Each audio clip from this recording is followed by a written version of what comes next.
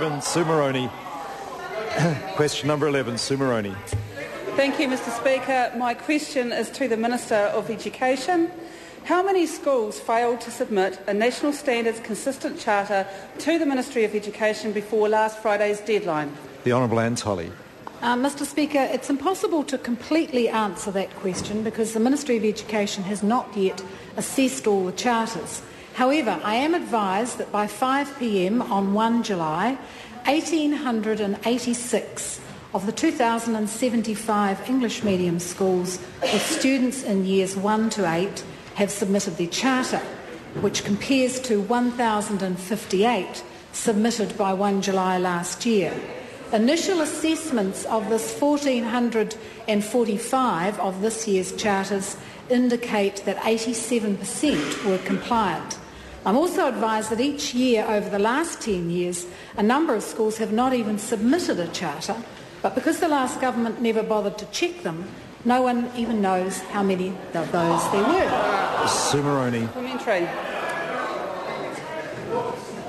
Does she agree with Mary Chamberlain from her Ministry of Education, who told Radio New Zealand's Insight programme on the weekend that it will take 2 years to get to the point where even 80% of teacher judgments will be consistent using national standards? The Honourable Anne Tolley. Yes, Mr Speaker, that is not represented in the charters, but yes, that's right. This is a 3-year implementation program, and we are halfway through that. And this year the focus is on moderation of overall teacher judgments. Sue Moroney. Is the Minister confirming then that 20% or 1 in 5 of our children will be incorrectly assessed under national standards even after 4 years of implementation? The Honourable Anne Tolley. Mr Speaker, point of order, Mr Speaker. This is very wide of the primary question, which was about the charters that schools did submit. I'm happy to answer it, but I'm making the point because if I answer in a supplementary, it widens. Well, order. The point of order has been called.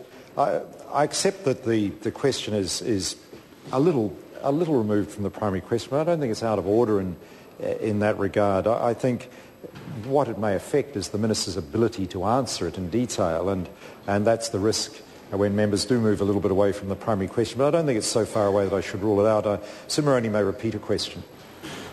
Is the Minister confirming then that 20% or 1 in 5 of our children will be incorrectly assessed under national standards even after 4 years of implementation? The Honourable Anne Tolley. Mr Speaker, no. What I can confirm is that member's government sat back and watched for 9 long years.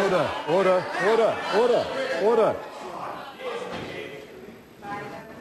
No, I'm not that far from the Minister. The Minister should have seen I was on my feet. And, I'm not sure that the question deserved quite that answer. And I accept it was somewhat provocative, but I believe the Minister went to some extreme there in answering that question. And while I let her get away with it this time, I don't want a repeat of that. Sue Moroney. Sue Moroney, supplementary. Thank you. If the Minister accepts that Mary Chamberlain is correct and that it will take 2 years to get to the point where even 80% of teacher judgments will be consistent using national standards, doesn't that then mean that 20% will be inconsistent, leading to 1 in 5 of our children having incorrect assessments under national standards? The Honourable Anne Tolley. Mr Speaker, no, I don't follow that logic. And I'd say to that member that the national standards are a huge step forward in trying to identify those students who are not progressing as they should. And this government is not prepared to tolerate children failing in our education system as they have continued to do under that member's government. Louise Upston. Thank you, Mr Speaker. Supplementary question to the Minister. What feedback has she had from parents at one of the schools that claims not to have a compliant charter? The Honourable Anne Tolley. Mr Speaker, I've recently seen a letter that was sent to the NZEI, the political wing of the Labour Party, which said that her son's previous school report said, quote, he was a pleasure to have in class and was achieving fine, unquote. Lo and behold, his first National Standards report showed that they should be concerned. This mother says National Standards assisted by supplying evidence-based data on our child's achievement trail and the lack of achievement that could be taken to medical practitioners. And now, success. It's, quote, "Mum, I finished my writing and I moved up in my maths group." Good on him and his mother. This mother says to the NZEI, maybe you need to expand your vision and find the balance and consider my son, who would have been another lost child in the past system.